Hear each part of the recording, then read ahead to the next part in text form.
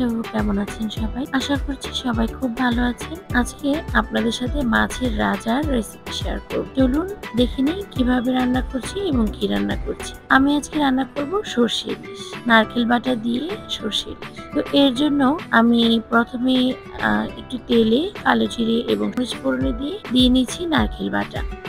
নারকেল দিয়ে সরষে ইলিশ রান্না করলে আপনারা প্রথমে এভাবে নারকেলটাকে একটু ভেজে নেবেন।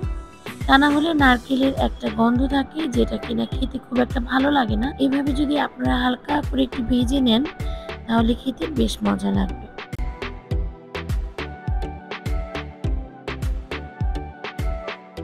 এরপর আমি এতে দিয়ে দিচ্ছি হলুদ গুঁড়ো এবং পরিমাণ মতো লবণ। এগুলো দিয়েও একটু ভাজা ভাজা করে তারপর আমি এখানে অ্যাড করব আগের থেকে বেটে রাখা সরষে। আমি এখানে সাদা সরষেটা ব্যবহার করেছি। আপনারা চাইলে সাদা বা কালো সরষে ব্যবহার করতে পারেন, আবার চাইলে দুটো একত্রে ব্যবহার করতে পারেন।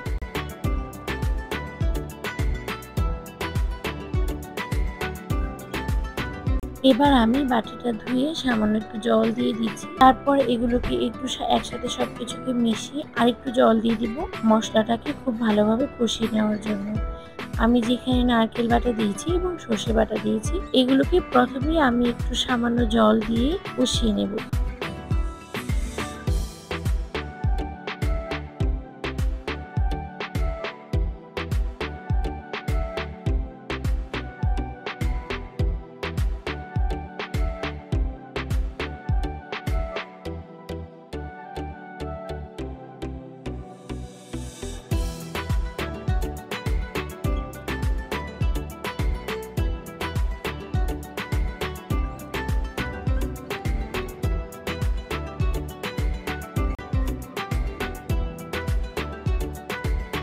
কষানো হয়ে গিয়েছে। এবার আমি এখানে জল দিয়ে দিচ্ছি।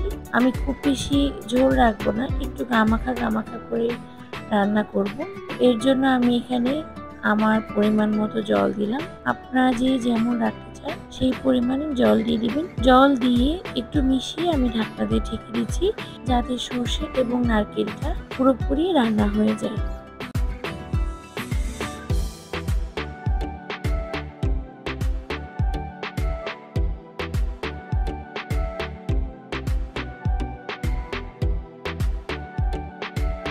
২-৩ মিনিটের মতো ঢাকনা দিয়ে রান্না করে আমি এবার একটু লবণটা চেক করে নিচ্ছি যে লবণটা ঠিক আছে কিনা। তারপর আমি মাছগুলো যে ভেজে রেখেছিলাম, প্রথমে দেখিয়েছি মাছ ভাজি করছি, তো সেই মাছগুলো আমি একে একে সবগুলো দিয়ে দিচ্ছি। ঢাকনা ছাড়া ১ মিনিট মতো রান্না করব। এর মধ্যে আমি কিছু কাঁচামরিচও দিয়ে দিচ্ছি। কাঁচামরিচটা দিয়ে আমি ঢাকনা দিয়ে ঢেকে দিব আরো ২ মিনিটের জন্য।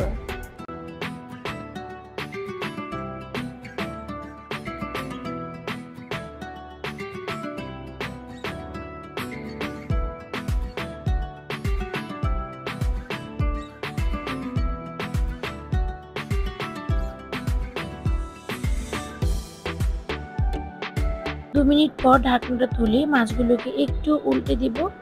উল্টে দিয়ে তারপর আরো ২ মিনিট রান্না করব। এবার আর ঢাকনা দিব না, জাস্ট ২ মিনিটের জন্য রান্না করে আমি মাছগুলোকে নামিয়ে নিব। আবার আপনাদেরকে একবার সার্ভ করে তারপর দেখাচ্ছি।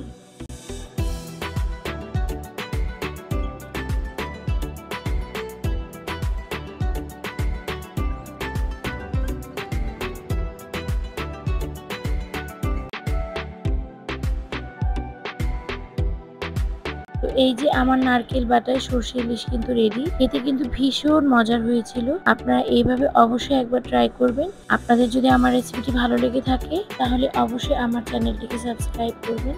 আজকে এই পর্যন্তই, দেখা হবে নতুন কোনো ভিডিও নিয়ে খুবই শীঘ্রই। আপনারা সবাই ভালো থাকবেন। ধন্যবাদ সবাইকে।